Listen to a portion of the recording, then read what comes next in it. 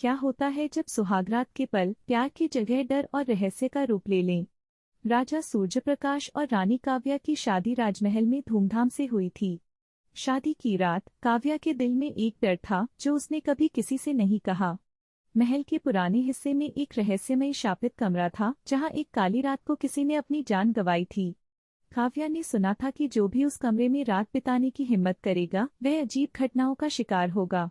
लेकिन सूर्यप्रकाश को यह सब बेकार की बातें लगती थीं। हमारे प्यार के सामने कोई शक्ति नहीं टिक सकती, वह हंसते हुए कहते हैं। शादी के बाद दोनों अपनी सुहागरात मनाने के लिए उस कमरे में गए। कमरे की दीवारों पर मटमैली तस्वीरें और फटी फटी कलियां थीं। जैसे ही वे बिस्तर पर लेटे कमरे में अजीब सी ठंडी हवा चलने लगी। अचानक एक धीमी आवाज सुनाई दी, तुम दोनों को नहीं बख्शा जाएगा। काव्या की आंखें बड़ी हो गईं।